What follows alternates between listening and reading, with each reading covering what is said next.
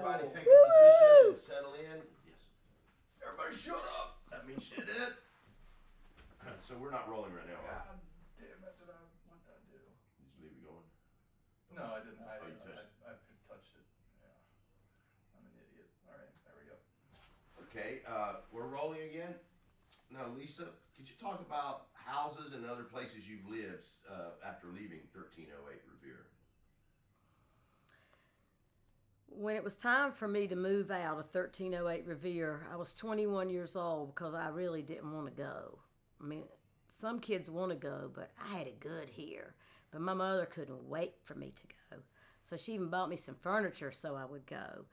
But ever since I've not lived here, I have always changed wherever I am to be as much like this house as possible. And I don't even think I did it consciously. Like every house that I've owned, I've taken windows out and I've put in sliding glass doors. I don't do blinds. I don't like blinds. I don't like to close doors to rooms. I want everything to be as open as it possibly can be. That's crazy. I was gonna prompt you to kind of go there.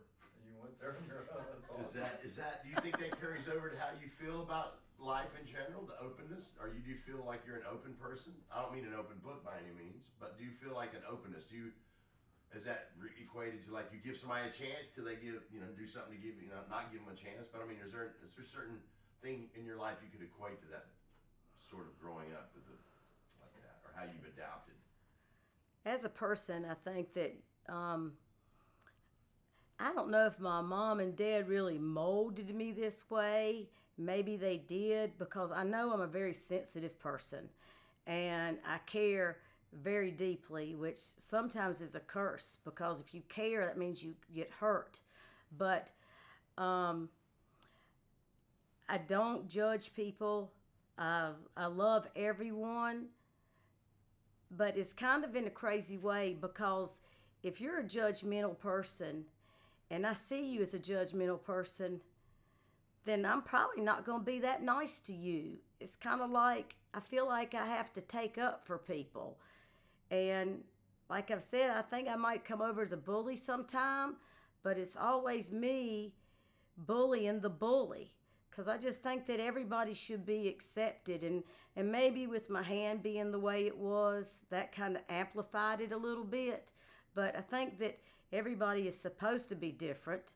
We're not supposed to be the same, and we need to respect and love people for their differences.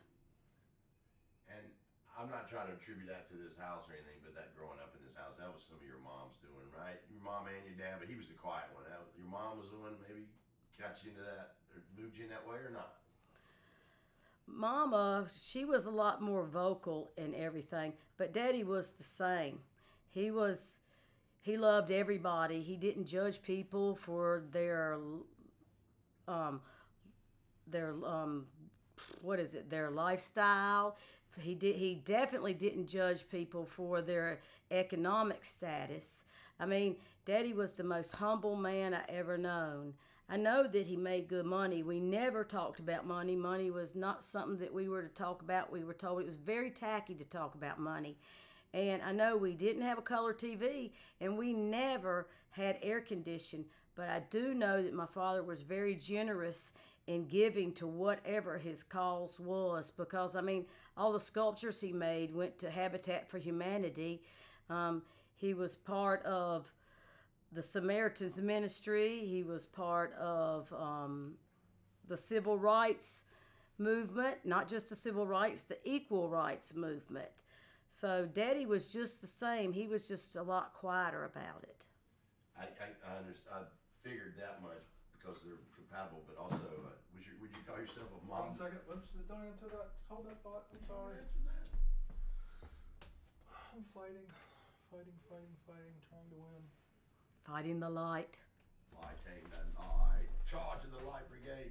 I was just going to say, you called yourself a bully's bully. Was your mom, in some sense, a bully's bully too, but in not the same style as you? But did she take on? Would you say that she took on causes like that in a sense? My mama was very quick to stand up for what she believed in, and she believed in everything and everybody. Um, she was a lot better at it than me. I'm too sensitive and I have too short a temper, but Mama was good at it, and she could address differences and things that she didn't believe in a very positive way. And really, that's the way to do it, because how are we going to get people to see our way if we just make them mad? And as I get older, I think I'm getting better at it. I'm not sure. I'm trying to. I know that. Could you attribute to that part of your life getting better to maybe having to spend some time in the mean chair over the years? Could you talk about the mean chair? Did you guys all sit in that? Go ahead. We had a chair that I guess Mom and Dad figured this out before anybody else did. They called it time out, but Mama and Daddy called it the mean chair. And by the way, I'm sitting in the mean chair right now. And it's really a pretty comfortable chair. We didn't tell them how comfortable it was, but I probably spent a whole lot of time in the mean chair. I don't remember Thomas and Jan being in it too much. They were in it a little bit, but I was in it a lot until I got my horse. Did you tell us the name of your horse? Does your horse have a name?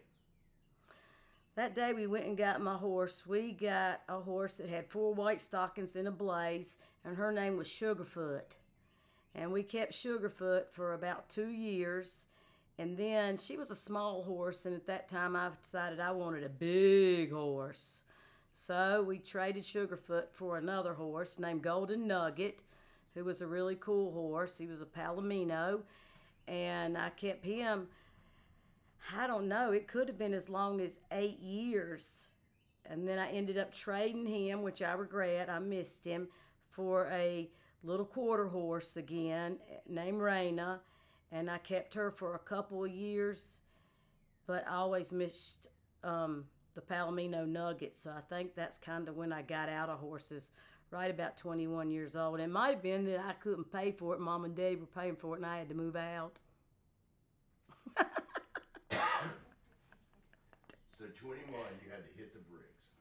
Did when you chose that first place, or the first 2 places you moved into, did you think about, oh, this is awful, this is nothing like my home? You already talked about how you try to change everything, but choosing the dwelling that you had to choose when you were asked to leave, or when you noticed it was time to go, did you feel like this place influenced that choice? Or was it just you had to get what you had to get? That's what I'm getting at. When I turned 21, it was time for me to move out. I'll be honest with you, I wasn't thinking about what the place was going to be like I was going to. I was just thinking, am I going to be able to afford it? So I think I went into a boarding house near Baptist Hospital to start with, and then I graduated to a apartment, and then I found a traveling job selling cable TV and traveled around the United States for 5 years on a cable TV crew. See, I ain't got time for all my life. You ain't got time for all my life. No, I mean, TV show long enough for honey, I got 3 husbands, a baby's daddy. Ain't nobody got time for that. I thought we had about 5 minutes. Now y'all cutting this up, right? Cause this, It'll be edited. please. Hey, do you by any chance remember the time we all were dying for some bubble gum? So we decided to be really creative and try melting rubber bands in the oven. I don't remember that. That had to be y'all. What was the other one you said? Suki? I'm pretty sure you Suki. led that out. Was that at your house? No, it was right here in this Did oven. you say something about Suki? Oh, sukiyaki. I don't remember Can you that. tell a sukiyaki story? Yeah. Because I don't remember. I kind of remember that, but I don't remember. Okay, Dottie was trying to start us earlier, but Okay. and then again, if you'll just not even a half-inch pitch that way, your left shoulder back. Yeah. Thank you. Like that? Yes, thank I you. feel like it's a mug shot. No, it's just the light looks good on your face Okay. and your shoulder, and it lights the other cheek a little bit. Well, might as well too. You got that kick light. Okay, I'm gonna say a word here, and you can go off on it all you want. There's Okay. something called sukiyaki. Know anything about that? One of our favorite dinners to have was sukiyaki. Now, we didn't have sukiyaki every single week, but we had it pretty often.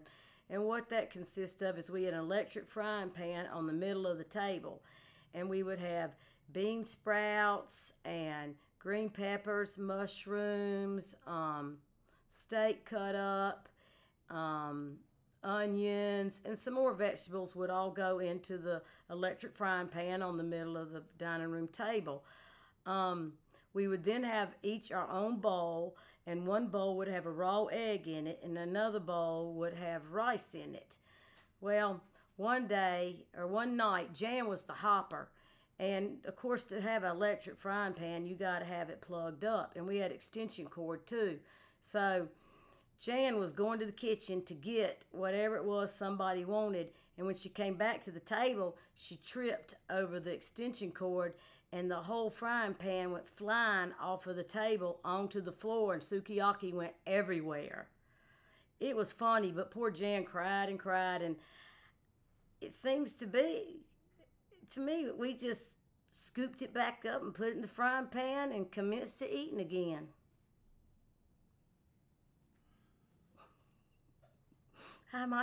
You couldn't do that today.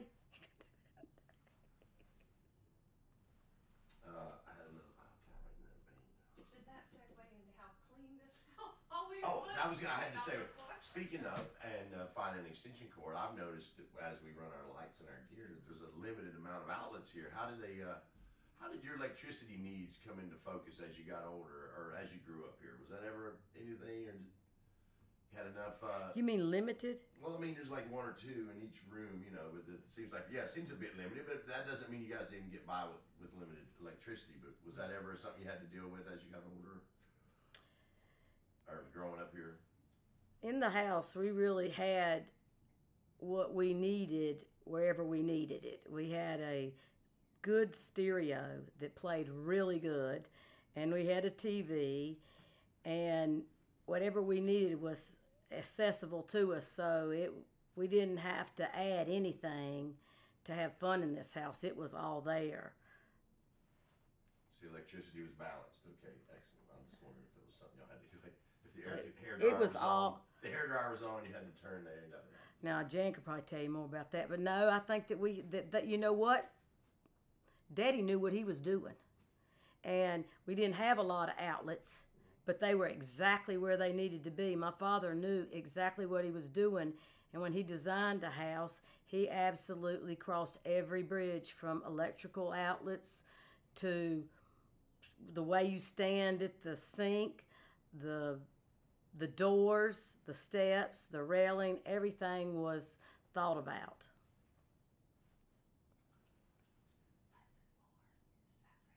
Oh, less is more. Would that phrase mean anything to you? As a life code or something you've sort of felt from being in this house and your father's work or your mom's efforts? We never had a lot of cars or a lot of this or a lot of that. We always had what we needed, and it was always that way. Growing up, we got clothing allowance, so we could go and buy the clothes that we needed. It was depended on us on what we got, but we got what they consider to be a fair amount. I think what I've learned from Mom and Dad is the less you have, the easier your life is. And Daddy's saying was less is more, and less is more. It is more. The more you have, the more troubles you have, the more problems you have, but the less you have, the easier your life is. So your mom's still alive. Do you carry, is your dad with you? Does he go walk around in the day with you sometimes? He come to visit you, or little moments? Is there maybe an animal, a bird, or a place you go and you see something that reminds you of your dad? Maybe this house, obviously, but you don't. Daddy has a lot of buildings in this town that he has designed, and of course I brag on him all the time, but as I've gotten older and I've learned about Daddy, I think it's the littler things that make me think about him now. He used to always like to go to Boone's Cave, which I believe is on the Yadkin River. He would go to Pilot Mountain. He would always like to get out in nature and just see what there was to see out there. I guess he was always kind of seeing how God created and how the trees looked and how different everything was. He was just always looking at things from a very creative man's point of view.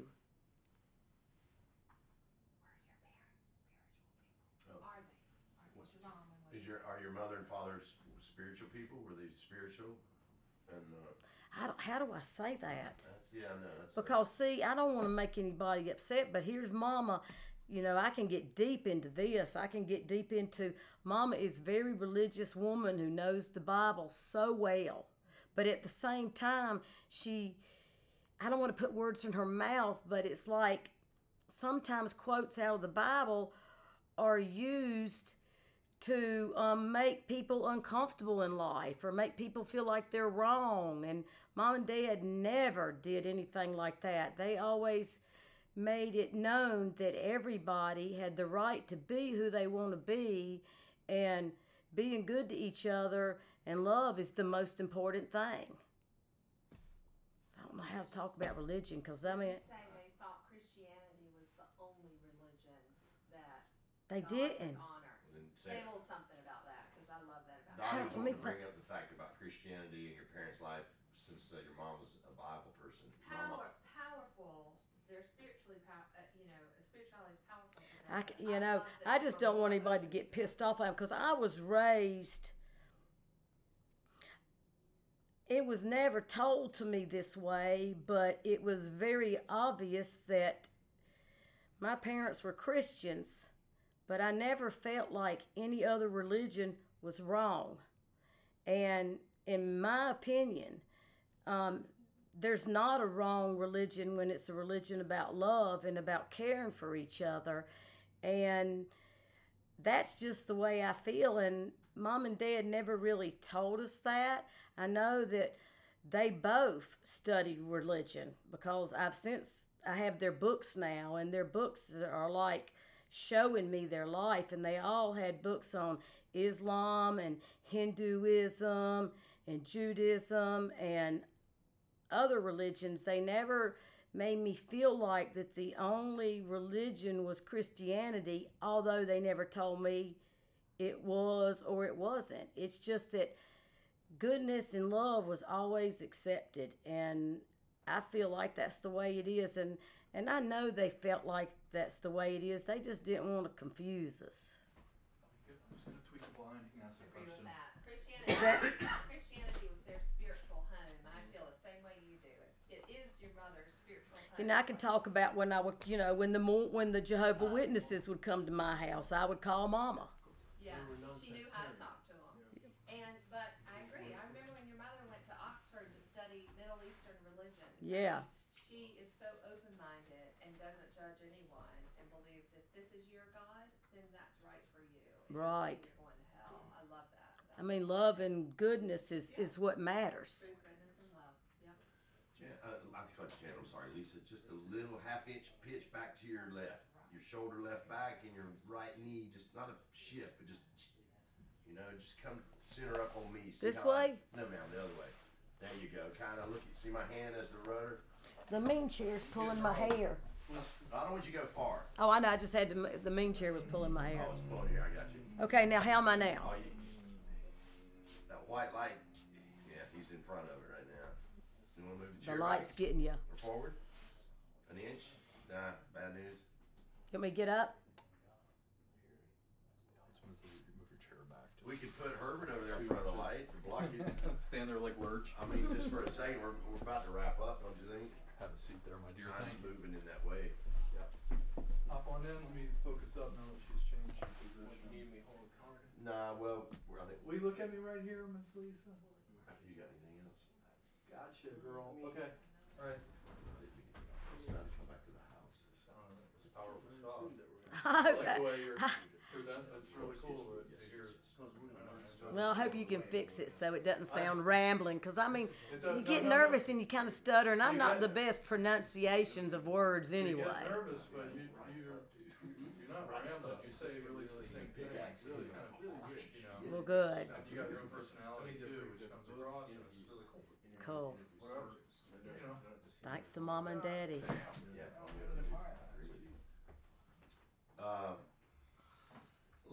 Lisa, I didn't get a chance to look at the blueprint box you brought in the photos. Not that I really want to right this minute, Right. because that's a lot of material, source material.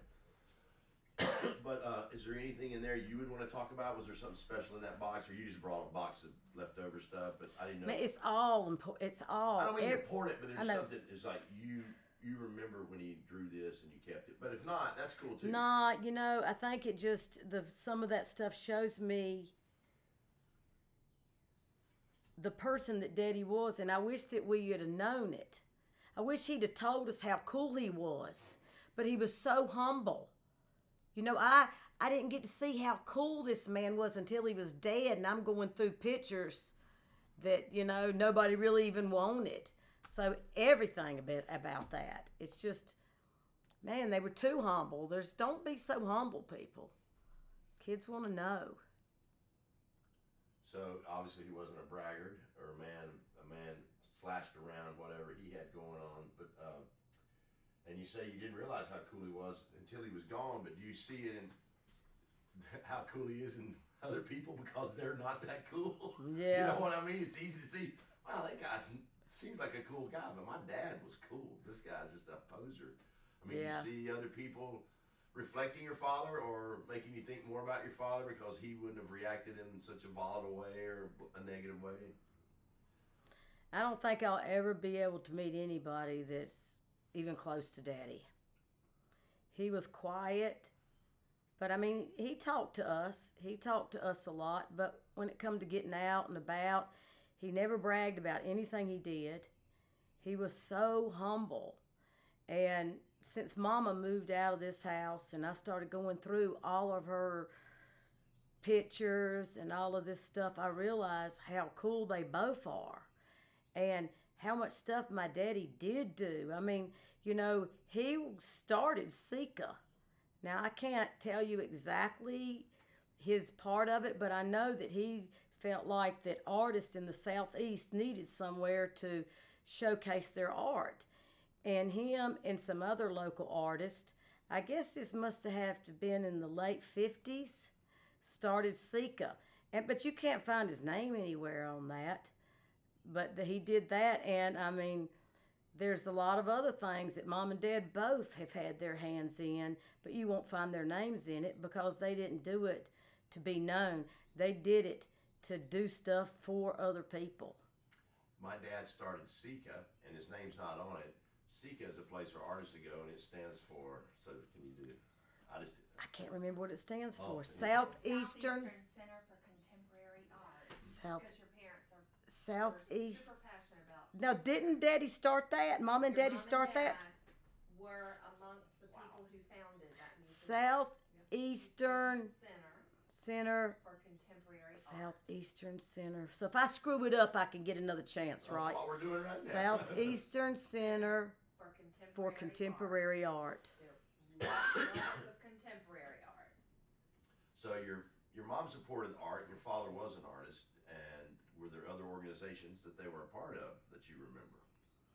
Mom and Dad were a part of a lot of organizations, and most of the time they were a part of the ones getting it started up with a few other artists, like Southeastern. I can't remember. Hold it up for me, Dottie. I'm under too much pressure.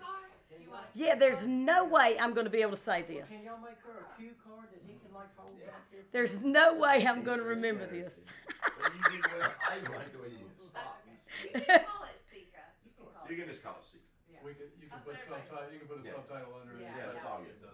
I just didn't know. I was asking you. I mean, I don't mind saying it, but right now there's just Southeastern Center for Contemporary Artists. I don't want to say it like that. Art, not artist, art. See, there's no way, y'all. Okay, This is well, not my dry- strong point. Here's a dry cut. I'm going to say action, and you say the words. Proceed. Action.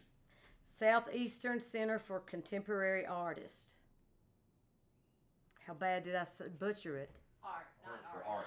You did great. It's So I'll get it. I don't want to do it unless you hold a card up because this is too hard. It ain't hard. You did great. You're This flowing. is too hard. Okay. You can do it. You Lisa. can do I it. can't say it. Look, don't think about anybody being in this room. I You're the can't only do. one I in don't this want room. to. Okay. It's too. It's just taking too much. Southeastern Center for Contemporary Artists. Art. Art. That's the only one you Southeastern Center for Contemporary Art. got. You got it. You got it. Bingo. You got it. You got Eastern it. Center for Contemporary Art. My parents and some other artists started Southeastern Center for Contemporary Art. It was because Daddy knew that there needed to be a place for artists in the Southeast to showcase their work. And you'll probably never find his name on there because he didn't do things for praise. He did things for people. I love Lamar. I only met him once. I do too. I met him over in You know, Chapel Hill. When at Chapel Hill, Donnie? Where he came to do his art show, garden show, sculpture Oh, show. yeah. Chapel So Hill. you were there. I wonder if you remember that time. I that was there at the Roy- Botanical Gardens. Roy in Chapel, and yeah. our friend Tony, Yeah. who had his camera with him, and me, we were all there for your dad's sculpture show. How cool. And Tony filmed it, right? Yeah, He had yeah. a He film had camera, a right? camera, Not yeah. video. You know, there's pictures of when he hitchhiked